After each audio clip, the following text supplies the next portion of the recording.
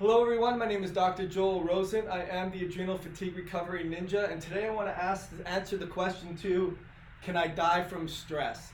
I know it's a really morbid thought, but the reason I bring it up is because I know the people that we work with, that we see with adrenal fatigue and chronic fatigue and just a chronic health condition or an HPA axis dysfunction, however you want to call it, is they're sick in more than one way.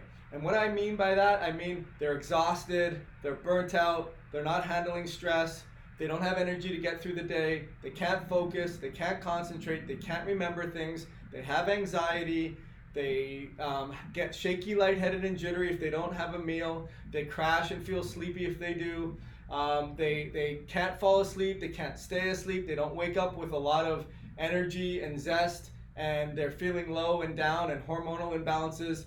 The list goes on and on. It's overwhelming the body, and it's a slow death.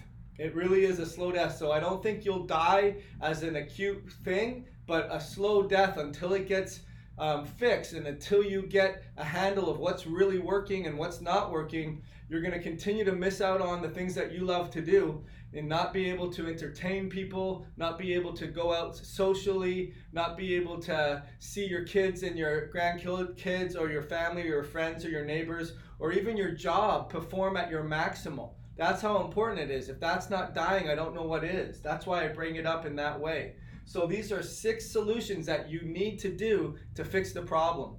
Number 1, step 1 is get healthy. Make the healthy decision the first step. So that may mean going to bed a little earlier. That may mean getting a little bit more gratitude in your life. That may mean having a less bowl of pasta, or going gluten-free, or not reaching for that extra soda pop or that extra, whatever it is. I'm not judging. You just got to make that first step and then understand that you're going to make the next step. You always have to be taking that next step.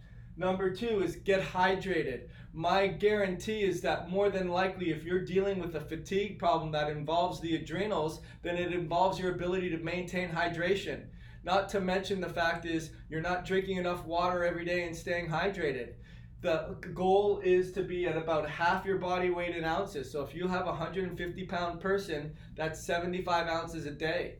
But I would bet on top of that, if they're drinking soda or caffeine or tea or coffee, add another 32 ounces on top of that. So figure that 150-pound person has 2 cups of coffee, that's 64 and 75. It's about 139, 140 ounces of water. My guarantee is they are dehydrated. Number 3 is get minerals in your body. So that goes without saying. You have to get good healthy fruits and vegetables and making sure that these foods have good minerals in them. But on top of that, if you're dehydrated, you're losing your electrolytes. So there's great mineral solutions, there's pink salt, but I would definitely guarantee making sure that you're focusing on keeping your minerals elevated. Number 4 is eat real foods. I hate to have to say this, but it's so true. Does your food look like something grandma would recognize?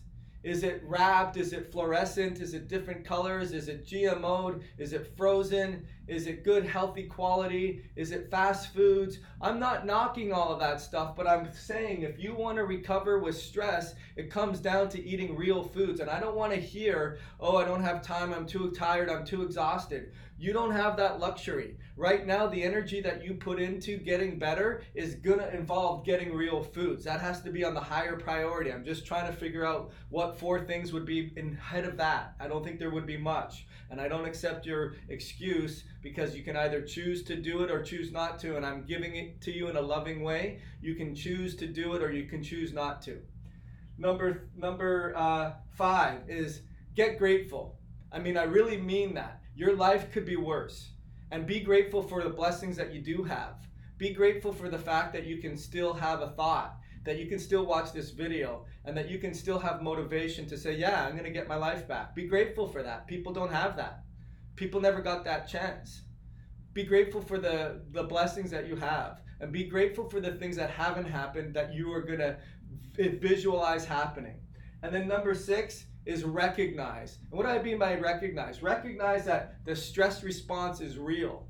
that the HPA axis and the faulty adrenal functioning, whether you want to call it insufficiency or hypoadrenal problems or adrenal fatigue, it doesn't matter. It's real. It's impacting your body and it's slowly killing you, and it's causing a huge problem. Recognize that. Recognize the fact that you have to get healthy and you have to stay hydrated and you have to get minerals, and recognize you got to eat healthy foods, and recognize you got to be grateful. And lastly, recognize what is it that you want? What is it that you're aiming for? What are you clawing your way for? What is your why?